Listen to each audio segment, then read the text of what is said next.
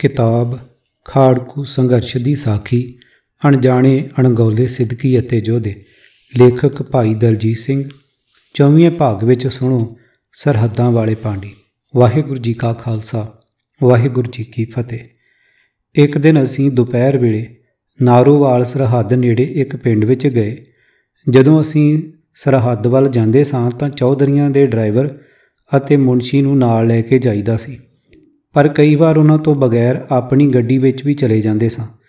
असीं किसे पिंड विच दी लंघ रहे सां। साडी गड्डी नूं एक माई ने हत्थ दे लिया।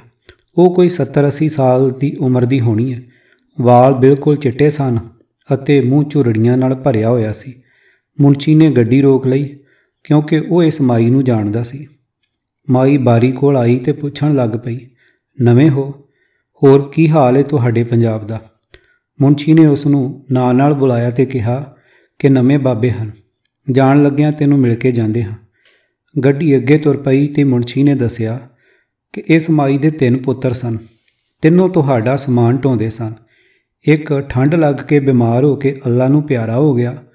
2 तुहाडा समान सरहद पार करांदिआं जाया हो गए। हुण 2 जवान ਨੂੰਹਾਂ ਅਤੇ छोटे-छोटे बच्चे ਹਨ। इन्हां कोल कमाई ਦਾ कोई साधन नहीं है। जद तक बच्चे ਵੱਡੇ हो के प्यो वाला काम करन नहीं लग जांदे, मैनूं बड़ा अचंभा होया कि ਇਹਦੇ 3 पुत्तर ਸਾਡੇ ਲੇਖੇ ਲੱਗ गए। आउंदी वार असीं उस माई दे घर रुके। सरहदी इलाके वांग छोटा जिहा कच्चा घर, 3 कमरे, एक चौंका अते सामणे खेत।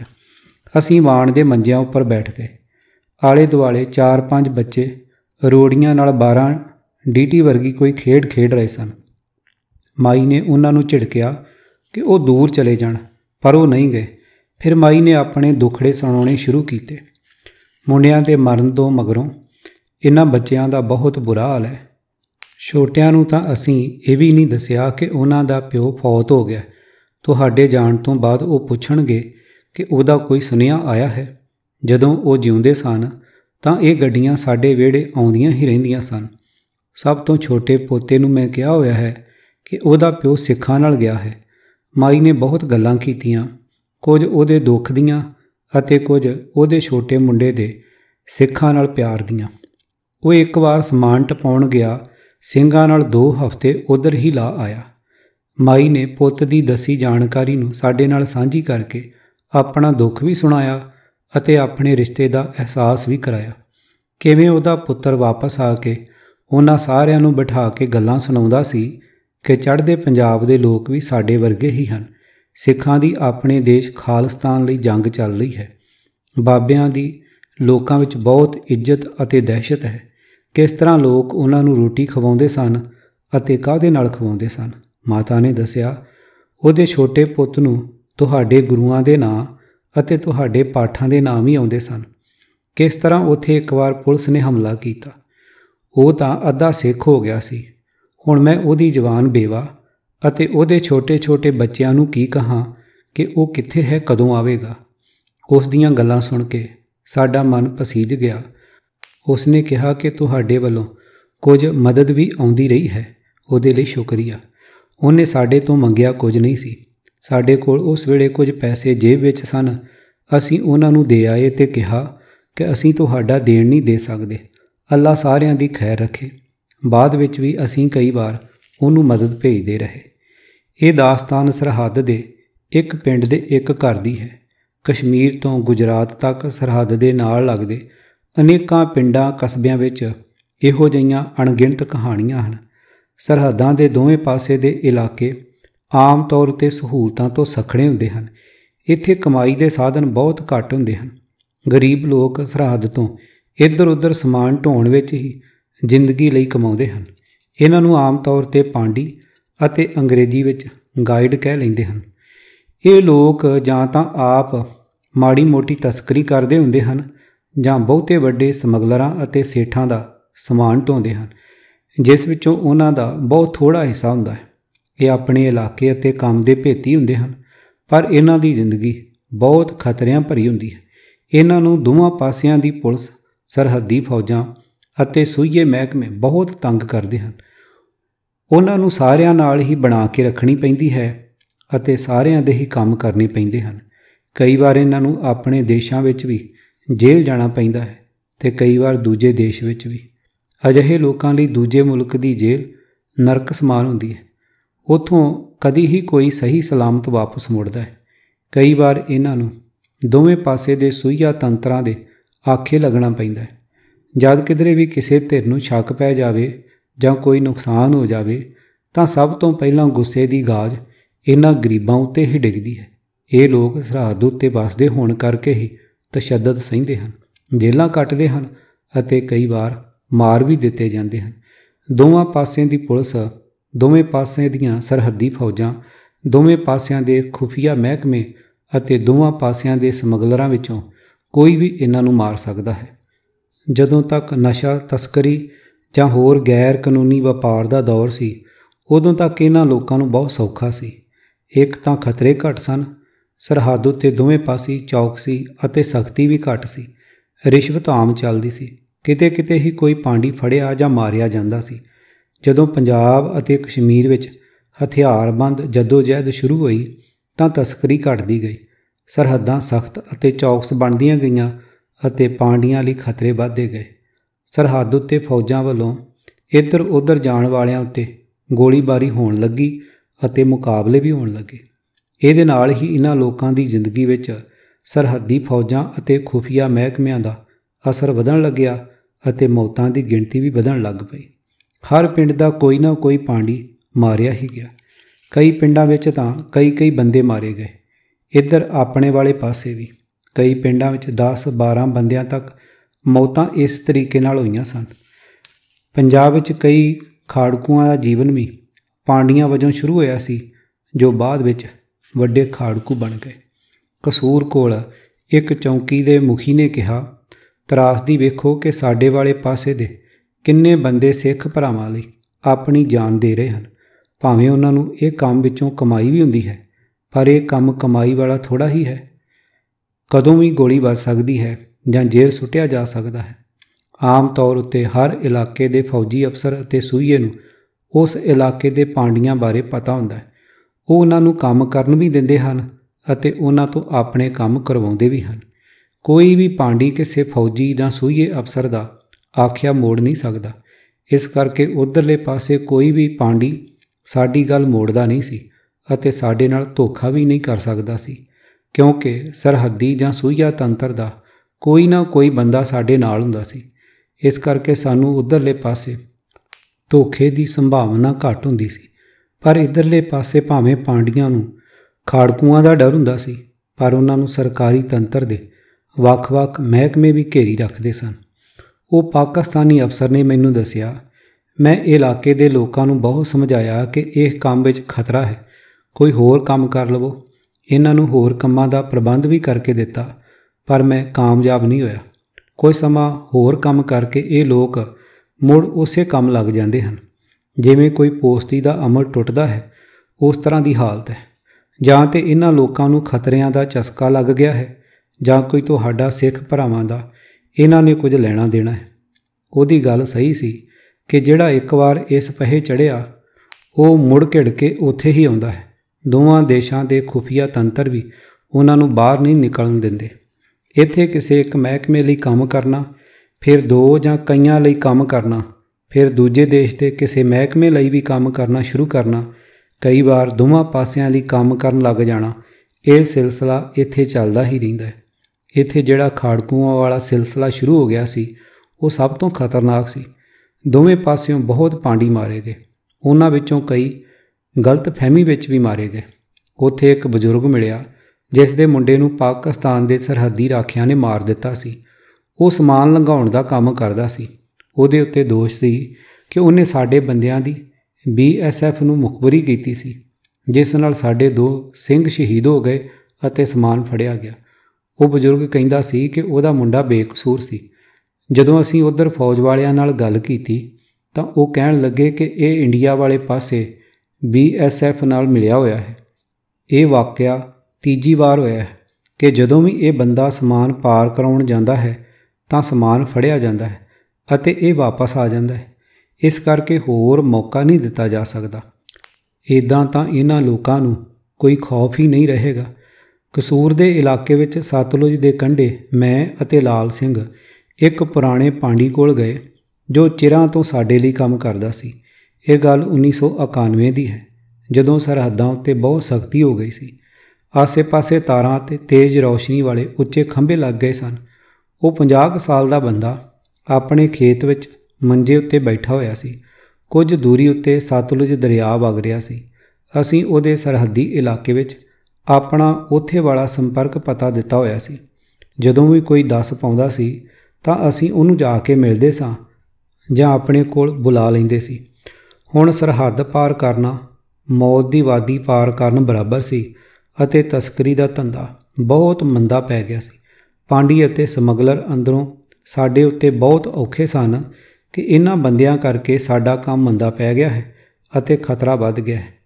ਪਰ ਉਹ ਸਾਨੂੰ ਕੁਝ ਕਹਿ ਨਹੀਂ ਸੀ ਸਕਦੇ। ਉਹਨਾਂ ਨੂੰ ਸਾਡੇ ਤੋਂ ਆਮਦਨ ਵੀ ਸੀ। ਸਮਾਨ ਢੋਣ ਤੋਂ ਬਿਨਾਂ ਅਸੀਂ ਉਹਨਾਂ ਨੂੰ ਕਿਸੇ ਵੀ ਜਾਣਕਾਰੀ ਦੇ ਪੈਸੇ ਦਿੰਦੇ ਹੁੰਦੇ ਸਾਂ। ਪੈਸਿਆਂ ਦੇ ਲਾਲਚ ਵਿੱਚ ਕਈ ਵਾਰ ਉਹ ਬੇਮਤਲਬ ਜਾਣਕਾਰੀ ਵੀ ਦਿੰਦੇ ਰਹਿੰਦੇ ਸਨ। ਇਹ ਬਜ਼ੁਰਗ ਸਾਡੇ ਲਈ ਪੱਕਾ ਸੀ। ਉਹਨੇ ਗੜਵੀ ਵਿੱਚੋਂ ਚਾਹ ਵਰਤਾਉਂਦਿਆਂ ਦੱਸਿਆ, ਪਾਰ ਤੋਂ ਉਹਦਾ ਪੁਰਾਣਾ ਮਿੱਤਰ ਆਇਆ ਹੈ। ਬੜਾ ਪੱਕਾ ਅਤੇ ਦਲੇਰ ਬੰਦਾ ਹੈ। ਜਵਾਨੀ ਵੇਲੇ ਅਸੀਂ ਦੋਵਾਂ ਨੇ ਇਕੱਠਿਆਂ ਬਹੁਤ ਕੰਮ ਕੀਤਾ। ਉਹ ਬਹੁਤ ਚਿਰ ਬਾਅਦ ਆਇਆ ਹੈ ਅਤੇ ਪੈਸੇ ਦੀ ਬਹੁਤ ਤੰਗੀ ਹੈ। ਉਹ ਸਤਲੁਜ ਵਿੱਚ ਦੀ ਤੈਰ ਕੇ ਆਉਂਦਾ ਹੈ। ਬੜਾ ਤਕੜਾ ਤਾਰੂ ਹੈ। ਇੱਧਰ ਆ ਕੇ ਸਰਹੱਦ ਲਾਗਲੇ ਛੰਭ ਵਿੱਚ ਬੈਠਾ ਹੈ। ਉਹ ਸਾਰਾ ਦਿਨ ਉੱਥੇ ਛੰਭ ਵਿੱਚ ਆਪਣੇ ਸਰੀਰ ਉੱਤੇ ਗਾਰਾ ਲਾ ਕੇ ਸੱਪਾਂ ਅਤੇ ਜੋਕਾਂ ਦੇ ਵਿੱਚ ਪਿਆ ਰਹਿੰਦਾ ਹੈ। ਮੈਂ ਸ਼ਾਮ ਨੂੰ ਉਹਦੀ ਰੋਟੀ ਲੈ ਕੇ ਜਾਣਾ ਹੈ। ਮੈਂ ਉਹਦੇ ਨਾਲ ਗੱਲ ਕੀਤੀ ਸੀ ਕਿ ਹੁਣ ਆਪਣਾ ਧੰਦਾ ਤਾਂ ਮੰਦਾ ਹੈ, ਤੂੰ ਸਿੰਘਾਂ ਨਾਲ ਕੰਮ ਕਰ ਲੈ, ਉਹਦੇ ਵਿੱਚ ਪੈਸੇ ਮਿਲ ਜਾਣਗੇ। ਉਹ ਤੁਹਾਡੇ ਤੋਂ ਡਰਦਾ ਹੈ ਅਤੇ ਕਹਿੰਦਾ ਹੈ ਕਿ ਸਾਡੀ ਤਾਂ ਜਾਨ ਦੋਵੇਂ ਪਾਸੇ ਕੁੜਿੱਕੀ ਵਿੱਚ ਹੈ। ਜੇ ਇਹ ਛੱਡਦੇ ਹਨ ਤਾਂ ਪੁਲਿਸ ਮਾਰਦੀ ਹੈ ਅਤੇ ਜੇ ਪੁਲਿਸ ਛੱਡਦੀ ਹੈ ਤਾਂ ਇਹ ਮਾਰ ਦਿੰਦੇ ਹਨ। ਪਰ ਉਹ ਪੈਸਿਆਂ ਦੀ ਬਹੁਤ ਤੰਗੀ ਵਿੱਚ ਹੈ। ਹੁਣ ਤੁਹਾਡਾ ਕੰਮ ਕਰਨ ਨੂੰ ਤਿਆਰ ਹੈ। ਮੈਂ ਉਹਨੂੰ ਭਰੋਸਾ ਦਿੱਤਾ ਹੈ ਕਿ ਸਿੰਘ ਯਾਰਾਂ ਦੇ ਯਾਰ ਹਨ, ਤੂੰ ਡਰਨਾ। ਉਹ ਰਾਤ ਨੂੰ ਉਸ ਬੰਦੇ ਨੂੰ ਸਾਡੇ ਕੋਲ ਲੈ ਆਇਆ। ਉਹ ਫਿਰੋਜ਼ਪੁਰ ਦੇ ਇਲਾਕੇ ਦਾ ਰਾਏ ਸਿੱਖ ਸੀ। 6.25 ਫੁੱਟ ਲੰਬਾ, 50 ਤੋਂ ਉੱਪਰ ਉਮਰ ਅਤੇ ਦਾੜ੍ਹੀ ਚਿੱਟੀ ਪਰ ਕੱਟੀ ਹੋਈ ਸੀ ਅਤੇ ਰੰਗ ਕਾਲਾ ਸੀ। ਸ਼ਾਇਦ ਮਿੱਟੀ ਪਾਣੀ ਵਿੱਚ ਰਹਿੰਦਿਆਂ ਵਧੇਰੇ ਕਾਲਾ ਹੋ ਗਿਆ ਸੀ। ਵੇਖਣ ਨੂੰ ਬਹੁਤ ਮਜ਼ਬੂਤ ਸੀ ਅਤੇ ਲੱਗਦਾ ਸੀ ਉਹ ਕਿਸੇ ਵੀ ਖਤਰੇ ਨਾਲ ਜੂਝ ਸਕਦਾ ਹੈ। ਅਸੀਂ ਉਹਦੇ ਨਾਲ ਬਹੁਤ ਗੱਲਾਂ ਨਹੀਂ ਕੀਤੀਆਂ, ਪਰ ਉਹਨੇ ਆਪਣੇ ਡਰ ਦੀ ਵਜ੍ਹਾ ਦੱਸੀ ਕਿ ਫਿਰੋਜ਼ਪੁਰ ਵਾਲੇ ਪਾਸੇ ਸਿੰਘਾਂ ਨੇ ਕਈ ਪਾਂਡੀਆਂ ਨੂੰ ਛੱਕ ਵਿੱਚ ਮਾਰ ਦਿੱਤਾ ਹੈ। ਇਸ ਕਰਕੇ ਉਹ ਸਾਡੇ ਤੋਂ ਦੂਰ ਰਹਿੰਦਾ ਹੈ। ਹੁਣ ਉਹਦੀ ਜ਼ਰੂਰਤ ਬਹੁਤ ਵੱਡੀ ਹੈ। ਇਸ ਕਰਕੇ ਜੋਖਮ ਉਠਾ ਕੇ ਸਤਲੁਜ ਵਿੱਚ ਦੀ ਆਇਆ ਹੈ। ਉਹ ਸਤਲੁਜ ਦਰਿਆ ਦੇ ਢਹਿਆਂ ਦੀ ਰਗ ਰਗ ਤੋਂ ਵਾਕਫ ਸੀ। ਸਾਰੀ ਜ਼ਿੰਦਗੀ ਉਸ ਦੀ ਦਰਿਆ ਦੇ ਅੰਗ ਸੰਗ ਹੀ ਬੀਤੀ ਸੀ। ਅਸੀਂ ਉਸ ਨੂੰ ਇੱਕ ਬੰਦੇ ਦਾ ਸਮਾਨ ਦਿੱਤਾ, ਪਰ ਉਹ ਮੱਲੋ ਜੋਰੀ 2 ਬੰਦਿਆਂ ਜਿੰਨਾ ਸਮਾਨ ਲੈ ਕੇ ਗਿਆ। ਉਹ ਉਸੇ ਰਾਤ ਚਲਾ ਗਿਆ। ਉਹਦੇ ਜਾਣ ਤੋਂ ਬਾਅਦ ਉਹਦੇ ਦੋਸਤ ਨੇ ਦੱਸਿਆ ਕਿ 30 ਸਾਲ ਪਹਿਲਾਂ ਉਹ ਇਸੇ ਥਾਂ 'ਤੇ ਫੜਿਆ ਗਿਆ ਸੀ। ਉਹ ਡੰਗਰ ਚਾਰਨ ਵਾਲਿਆਂ ਨੇ ਉਹਨੂੰ ਗਾਰੇ ਵਿੱਚ ਲੰਮਾ ਪਿਆ ਵੇਖ ਲਿਆ ਅਤੇ ਪਿੰਡ ਵਿੱਚ ਮੁਨਾਦੀ ਕਰਵਾ ਦਿੱਤੀ ਕਿ ਜਾਸੂਸ ਆਇਆ ਹੈ। ਸਾਰੀ ਮੁਢੀਰ ਉੱਧਰ ਨੂੰ ਚੱਲ ਪਈ ਅਤੇ ਉਹਨੂੰ ਘੇਰ ਲਿਆ। ਉਦੋਂ ਇਹ ਪੂਰਾ ਜਵਾਨ ਸੀ। ਮੁਢੀਰ ਇਹਦੇ ਉੱਤੇ ਟੁੱਟ ਪਈ ਅਤੇ ਇਹਨੂੰ ਛੰਭ ਵਿੱਚੋਂ ਕੱਢਣ ਲੱਗੀ। ਇਹਦੇ ਕੋਲ ਸਿੱਖਾਂ ਵਾਲੀ ਨੰਗੀ ਤਲਵਾਰ ਸੀ। ਇਹਨੇ 4-5 ਘੰਟੇ ਕਿਸੇ ਨੂੰ ਨੇੜੇ ਨਾ ਲੱਗਣ ਦਿੱਤਾ। ਸਾਰਿਆਂ ਨਾਲ ਲੜਦਾ ਰਿਹਾ, ਭਰਵਾਂ ਹਮਲਾ ਕਰਦਾ ਅਤੇ ਫਿਰ ਜਾ ਕੇ ਛੰਭ ਵਿੱਚ ਵੜ ਜਾਂਦਾ। ਫਿਰ ਪਾਕਿਸਤਾਨੀ ਰੇਂਜਰ ਅਤੇ ਪੁਲਿਸ ਨੇ ਆ ਕੇ ਇਹਨੂੰ ਬਾਹਰ ਕੱਢਿਆ ਅਤੇ ਫੜ ਕੇ ਲੈ ਗਏ। ਅੱਗੇ ਜੇਲ੍ਹ ਭੇਜ ਦਿੱਤਾ। ਉਹਨੇ ਦੱਸਿਆ, ਮੈਂ ਇਹਦੀਆਂ ਮੁਲਾਕਾਤਾਂ ਕਰਦਾ ਰਿਹਾ ਅਤੇ ਯਾਰੀ ਪੈ ਗਈ। ਫਿਰ ਅਸੀਂ ਇਹਨੂੰ ਜੇਲ੍ਹ ਵਿੱਚੋਂ ਕਢਵਾਇਆ ਅਤੇ ਇਕੱਠਿਆਂ ਬਹੁਤ ਕੰਮ ਕੀਤਾ। ਇਹ ਬਚਨ ਅਤੇ ਦੇਣ ਲੈਣ ਦਾ ਪੱਕਾ ਹੈ। ਇਹ ਇਕੱਲਾ ਹੀ ਕੰਮ ਕਰਦਾ ਹੈ, ਹੋਰ ਕਿਸੇ ਉੱਤੇ ਯਕੀਨ ਨਹੀਂ ਕਰਦਾ। ਮੈਨੂੰ ਵੀ ਉਸ ਬੰਦੇ ਨੂੰ ਮਿਲ ਕੇ ਲੱਗਿਆ ਕਿ ਉਹ ਬੜਾ ਤਗੜਾ ਯੋਧਾ ਹੈ, ਕਿਸੇ ਇਤਿਹਾਸਕ ਨਾਵਲ ਦੇ ਯੋਧਿਆਂ ਵਰਗਾ। ਇਹਨੂੰ ਇਤਿਹਾਸ ਵਿੱਚ ਕੋਈ ਥਾਂ ਨਹੀਂ ਮਿਲੀ ਸੀ ਜਿੱਥੇ ਉਹ ਆਪਣੇ ਜ਼ੋਰ ਵਿਖਾ ਸਕਦਾ। ਹੋਣੀ ਨੇ ਉਹਨੂੰ ਸਤਲੁਜ ਨੇੜਲੇ ਛੰਭ ਤੱਕ ਹੀ ਸੀਮਤ ਰੱਖਿਆ। ਉਹ ਸਮਾਨ ਲੈ ਕੇ ਚਲਿਆ ਗਿਆ ਤਾਂ ਅਸੀਂ ਆਪਣੇ ਕਿਸੇ ਸਿੰਘ ਨੂੰ ਉਹਦੇ ਬਾਰੇ ਦੱਸਿਆ ਸੀ। ਉਹ ਸਿੰਘ ਉਹਨੂੰ ਮਿਲ ਕੇ ਸਮਾਨ ਲੈ ਗਿਆ ਅਤੇ ਬਕਾਇਆ ਰਕਮ ਦੇ ਗਿਆ। ਇਸ ਦੌਰਾਨ ਉਹਦੀ ਬਹਾਦਰੀ ਵਿੱਚੋਂ ਕਿਸੇ ਨੇ ਪੁਲਿਸ ਕੋਲ ਮੁਖਬਰੀ ਕਰ ਦਿੱਤੀ ਕਿ ਉਹਦੇ ਸਿੰਘਾਂ ਨਾਲ ਸੰਬੰਧ ਹਨ ਅਤੇ ਸਿੰਘਾਂ ਨੇ ਇਹਨੂੰ ਪੈਸੇ ਦਿੱਤੇ ਹਨ। ਉਸ ਵਕਤ ਫਿਰੋਜ਼ਪੁਰ ਦਾ SSP ਸੁਮੇਧ ਸੈਣੀ ਸੀ। ਪੁਲਿਸ ਨੇ ਉਹਨੂੰ ਮਨਾਉਣ ਦੇ ਸਾਰੇ ਤਰੀਕੇ ਅਪਣਾਏ, पर वो पांडी बहुत पक्का निकलिया। वो कुछ भी ना मन्निया। सैनी ने आखिर ये कह के छड्ड दिता कि जे तेरी गल झूठी निकली गोली मार देंगे। कुछ महीनों बाद साडे ਸਿੰਘਾਂ ਦਾ एक साथी समान समेत फड़िया गया। वो ਸਿੰਘ ने इस पांडी बारे दस दिता कि समान उस तों लैके आए हैं। पुलिस ने वो बंदे नूं फिर चुक लिया अते फड़े हुए ਸਿੰਘ दे सामने कीता, पर वो फिर भी ना मन्निया। तशद्दद दा तरीका पुलिस ਉਹਦੇ ਉੱਤੇ ਪਹਿਲਾਂ ही अपना चुकी सी। इस करके सैनी दे हुक्मां नाल ਉਹਨੂੰ गोली मार ਦਿੱਤੀ गई।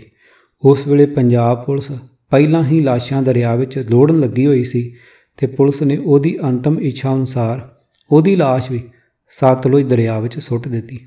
ਮੈਨੂੰ ਉਹਦੀ ਗੱਲ ਹੁਣ ਵੀ याद आउंदी है कि ਅਸੀਂ ਤਾਂ ਦੋਵਾਂ ਪਾਸਿਆਂ ਤੋਂ ਮਾਰੇ ਜਾਣਾ है। ਉਹਦੀ ਗੱਲ ਸੱਚੀ ਨਿਕਲੀ। ਅਸੀਂ ਉਹਦੀ ਰੱਖਿਆ नहीं कर सके। ਉਹਨੇ अपना कौल निभाया ते सैनी वर्गे जालम अगे भी मूँह नहीं खोलिया। पर कमी साडे वाले पासे रही। मेरा इहो ਜਿਹੇ किरदारां अगे अज भी सीस झुकदा है जो अणजाण अते गुमनाम हैं, पर वड्डे किरदार वाले कद वाले हैं। वाहिगुरू अकाल पुरख उन्हां नूं अपने चरनां विच रखण। पंथक कमेटी अते 5 जथेबंदियां वालों लाल सिंह नूं लाहौर विच पक्का कीता गया सी तां कि वह अपना काम आज़ाद तौर उत्ते विचर के सही तरीके कर सके। ਉਹਦੇ ਕੰਮਾਂ ਵਿੱਚੋਂ ਮੁੱਖ ਕੰਮ ਸਰਹੱਦ ਤੋਂ ਆਰ-ਪਾਰ ਜਾਣ ਵਾਲੇ ਪ੍ਰਬੰਧ ਦਾ ਸੀ। ਇਸ ਕਰਕੇ ਉਹਦਾ ਇਹਨਾਂ ਲੋਕਾਂ ਨਾਲ ਸਭ ਤੋਂ ਜ਼ਿਆਦਾ ਰਾਬਤਾ ਸੀ। ਹਰ ਰੋਜ਼ ਕੋਈ ਨਾ ਕੋਈ ਉਹਨੂੰ ਮਿਲਣ ਆਇਆ ਰਹਿੰਦਾ ਸੀ। ਕਈ ਵਾਰ ਤਾਂ ਕੁਝ ਲੋਕ ਘਰ ਤੱਕ ਵੀ ਪਹੁੰਚ ਜਾਂਦੇ ਸਨ। ਲੋਕਾਂ ਨਾਲ ਸੰਬੰਧ ਬਣਾਉਣੇ ਅਤੇ ਸੰਭਾਲਣੇ ਤੇ ਇਹਨਾਂ ਲੋਕਾਂ ਦਾ ਅਤੇ ਇਹਨਾਂ ਦੇ ਪਰਿਵਾਰਾਂ ਦਾ ਖਿਆਲ ਰੱਖਣਾ, ਇਹ ਕੰਮ ਲਾਲ ਸਿੰਘ ਬਹੁਤ ਚੰਗੀ ਤਰ੍ਹਾਂ ਕਰਦਾ ਸੀ। ਇੱਕ ਵਾਰ ਅਸੀਂ ਲਾਹੌਰ ਵਿੱਚ ਸਾਂ। एक माई अपने पुत्र नूं लैके आई कि उहदी कुड़ी दा विआह है, कुछ करो। उसने उन्हां दी मदद कीती। इस तरह के काम विच उहदा लैण देण उत्थे बहुत फैलिया होया सी। एक बीबी दा घर वाला साडे लई काम करदा सी, पर हुण वो जेल विच सी। इस करके वो साडे कोल मदद लई आए। एक बार लाहौर विच एक ढाबे उत्ते कुछ लोग आए जिन्हां नाल समान पार पहुँचाउण वास्ते गल चल रही सी। उन्हां विच सियालकोट नेड़े दा एक गोगा नां दा भरवां जवान सी। उन्हें बहुत माण नाल दस्सिया कि मैं तुहाडे पंजाब विच 2 वार महीना ਸਿੰਘਾਂ नाल सेवा करके आया हाँ। वो सतनाम सिंह चंगियाड़े दे जथे नाल मिल गया सी। ਉਹਦੀ दलेरी दी बहुत तारीफ कर रहा सी। मैं ਉਹਨੂੰ पुछया कि उत्थे रह के की कीता। ਕਹਿੰਦਾ बहुता चिर घूमे फिरे ते रोटियां पाड़ियां। फिर ਕਹਿੰਦਾ एक थां एक मुखबर मारिया। एक बार सरहद वालियां दी गश्त ते पिछे जाके उन्हां उत्ते गोली चलाई। वो सानू बहुत तंग करते सन। हुण उहदा विआह हो रहा सी। सानू विआह दा सद्दा देण आया सी। कहंदा एक बार विआह नूं मान लवां फिर तुहाडे नाल पंजाब गेड़ा लवांगा। कहंदे ने घर वाली कोल इत्थे ही जन्नत है, अगली जन्नत दा पता नहीं। तुहाडे नाल रहिंदियां की पता कदों घोगा चित हो जावे। पाकिस्तान दीयां जेलां विच बहुत सारे पांडी बंद हुंदे सन। जेकर वो साडे नाल काम करन लई राजी होण तां साडे कहण उत्ते इधरले अते उधरले पांडी भी छड्ड दित्ते जांदे सन। इस तरह असीं उत्थों दीयां जेलां विचों कई बंदे छुड़वाए सन। गुरदासपुर कोल दा एक नौजवान उत्थों दे खुफिया महकमे कोल कैद सी। सानू इत्थों ਸਿੰਘਾਂ ने सुनेहा भेजिया कि वो बंदा अपने लिए काम कर सकदा है। साडे कहण उत्ते महकमे वाले ਉਹਨੂੰ ਸਾਡੇ ਕੋਲ ਲਿਆਏ ਅਤੇ ਪੱਕਾ ਹੀ ਛੱਡ ਗਏ। ਸਾਡੀ ਇੱਕ ਠਾਰ ਵਾਲਿਆਂ ਦਾ ਰਿਸ਼ਤੇਦਾਰ ਵੀ ਲਾਹੌਰ ਵਿੱਚ ਉਮਰ ਕੈਦ ਕੱਟ ਰਿਹਾ ਸੀ। ਅਸੀਂ ਉਹਨੂੰ ਮਿਲੇ ਤਾਂ ਉਹ ਬੜਾ ਮਾਯੂਸ ਸੀ ਕਿ ਸਾਰੀ ਉਮਰ ਇੱਥੇ ਹੀ ਲੰਘ ਜਾਣੀ ਹੈ। ਸਾਡੇ ਕਹਿਣ ਉੱਤੇ ਚੌਧਰੀਆਂ ਨੇ ਪਤਾ ਨਹੀਂ ਕਿਸ ਤਰੀਕੇ ਨਾਲ ਕਾਨੂੰਨੀ ਪੱਖ ਨੂੰ ਨਿਬੇੜਿਆ ਕਿ ਉਹਨੂੰ ਕੁਝ ਦਿਨਾਂ ਵਿੱਚ ਹੀ ਉਹ ਸਾਡੇ ਕੋਲ ਛੱਡ ਗਏ। ਇੱਧਰਲੇ ਪਾਸੇ ਵੀ ਕਈ ਪਾਕਿਸਤਾਨੀ ਪਾਂਡੀਆਂ ਨੂੰ ਅਸੀਂ ਜੇਲ੍ਹ ਵਿੱਚੋਂ ਕਢਵਾਉਣ ਵਿੱਚ ਮਦਦ ਕੀਤੀ। ਕਿਸੇ ਨੂੰ ਵਕੀਲ ਕਰਕੇ ਦੇਣਾ, ਕਿਸੇ ਨੂੰ ਜੇਲ੍ਹ ਵਿੱਚ ਖਰਚਾ ਭੇਜਣਾ। ਇੱਕ ਵਾਰ ਇੱਕ ਬੰਦਾ ਅਸੀਂ ਸ੍ਰੀ ਅੰਮ੍ਰਿਤਸਰ ਦੇ ਹਸਪਤਾਲ ਵਿੱਚੋਂ ਭਜਾਇਆ ਵੀ ਸੀ। ਇੱਧਰਲੇ ਪਾਸੇ ਜਿਹੜੇ ਸਰਹੱਦੀ ਪਿੰਡਾਂ ਦੇ ਲੋਕ ਸਾਡੇ ਨਾਲ ਕੰਮ ਕਰਦੇ ਸਨ, ਉਹਨਾਂ ਬਾਰੇ ਦੇਰ ਸਵੇਰ ਫੌਜ ਤੇ ਪੁਲਿਸ ਨੂੰ ਪਤਾ ਲੱਗ ਹੀ ਜਾਂਦਾ ਸੀ। ਫਿਰ ਉਹਨਾਂ 'ਤੇ ਸਰਹੱਦੀ ਫੌਜ ਜਾਂ ਪੁਲਿਸ ਦੇ ਜ਼ੁਲਮਾਂ ਦਾ ਦੌਰ ਸ਼ੁਰੂ ਹੋ ਜਾਂਦਾ ਸੀ। ਉਹਨਾਂ ਦੇ ਪਰਿਵਾਰਾਂ ਨੂੰ ਵੀ ਜਲੀਲ ਕੀਤਾ ਜਾਂਦਾ ਸੀ। ਤਸ਼ੱਦਦ ਵੀ ਹੁੰਦਾ ਸੀ। ਜਿਹੜਾ ਇਹਨਾਂ ਨੂੰ ਲੱਗਦਾ ਸੀ ਕਿ ਖਾੜਕੂਆਂ ਦਾ ਜ਼ਿਆਦਾ ਪੱਖੀ ਹੈ ਜਾਂ ਉਹਨਾਂ ਵਰਗਾ ਹੈ, ਉਹਨੂੰ ਮਾਰ ਵੀ ਦਿੰਦੇ ਸਨ। ਖਾੜਕੂਆਂ ਨਾਲ ਸੰਬੰਧਾਂ ਕਰਕੇ ਅਤੇ ਪੁਲਿਸ ਦੇ ਡਰ ਕਰਕੇ ਅਨੇਕਾਂ ਸਰਹੱਦੀ ਨੌਜਵਾਨ ਸਿੰਘਾਂ ਦੇ ਜਥਿਆਂ ਵਿੱਚ ਰਲ ਜਾਂਦੇ ਸਨ ਅਤੇ ਮੁੜ ਆਪਣੇ ਘਰ ਨਹੀਂ ਜਾਂਦੇ ਸਨ। ਇਸ ਤਰ੍ਹਾਂ ਦੇ ਪਾਂਡੀਆਂ ਦੀ ਗਿਣਤੀ ਵੀ ਚੋਖੀ ਹੋਵੇਗੀ, ਜਿਹੜੇ ਪਹਿਲਾਂ ਸਿੰਘਾਂ ਦਾ ਕੰਮ ਕਰਨ ਲੱਗੇ ਅਤੇ ਮੁੜ ਉਹਨਾਂ ਨਾਲ ਹੀ ਤੁਰੇ ਫਿਰੇ ਅਤੇ ਇਹ ਜੰਗ ਦੀ ਭੇਟ ਚੜ੍ਹ ਗਏ। ਕਈਆਂ ਦੇ ਪਰਿਵਾਰਾਂ ਨੂੰ ਤਸ਼ੱਦਦ ਦਾ ਸਾਹਮਣਾ ਵੀ ਕਰਨਾ ਪਿਆ।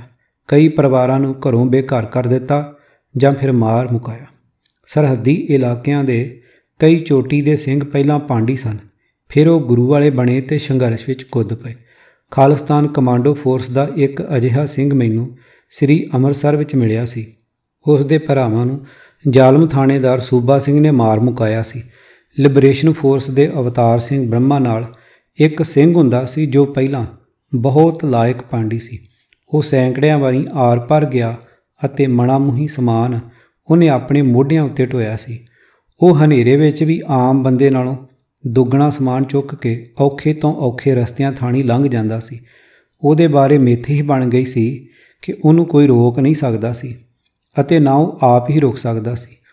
ਉਹ ਇੱਕ ਵਾਰ ਭਾਰਤ ਦੇ ਸਰਹੱਦੀ ਰਾਖਿਆਂ ਦੇ ਸੁੱਤੇ ਪਿਆਂ ਦੇ ਹਥਿਆਰ ਵੀ ਚੁੱਕ ਲਿਆਇਆ ਸੀ। ਉਹ ਦਰਜਨਾਂ ਵਾਰ ਉਹਨਾਂ ਨਾਲ ਮੁਕਾਬਲਿਆਂ ਵਿੱਚੋਂ ਬਚ ਕੇ ਨਿਕਲਿਆ ਸੀ। ਸਰਹੱਦ ਆਰ ਭਰ ਜਾਣਾ ਅਤੇ ਮੁਕਾਬਲੇ ਵਿੱਚੋਂ ਨਿਕਲਣਾ ਉਹਦੇ ਲਈ ਨਿਤਨੇਮ ਵਾਂਗ ਜ਼ਰੂਰੀ ਸੀ। ਜਦੋਂ ਉਹਦਾ ਸੰਘਰਸ਼ ਵਿੱਚ ਸੇਵਾ ਕਰਨ ਦਾ ਕਾਰਜ ਪੂਰਾ ਹੋ ਗਿਆ ਤਾਂ ਉਹਨਾਂ ਹੀ ਲੁਕਵੇਂ ਰਾਹਾਂ ਉੱਤੇ ਇੱਕ ਦਿਨ ਇੱਕ ਗੋਲੀ ਨੇ ਉਹਨੂੰ ਲੱਭ ਲਿਆ ਅਤੇ ਉਹ ਗੁਰੂ ਚਰਨਾਂ ਵਿੱਚ ਬਿਰਾਜਮਾਨ ਹੋ ਗਿਆ।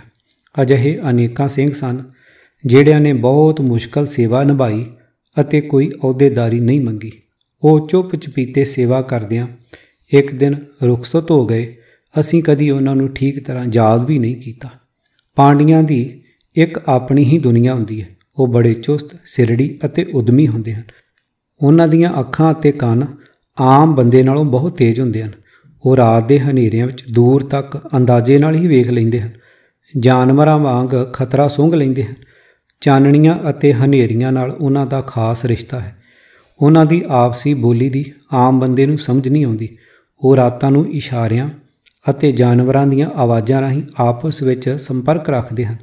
ਪੰਛੀਆਂ ਅਤੇ ਜੰਗਲੀ ਜਾਨਵਰਾਂ ਦੀ ਹਿਲਜੁਲ ਅਤੇ ਤੌਰ ਤਰੀਕੇ ਤੋਂ ਬਹੁਤ ਕੁਝ ਜਾਣ ਲੈਂਦੇ ਹਨ।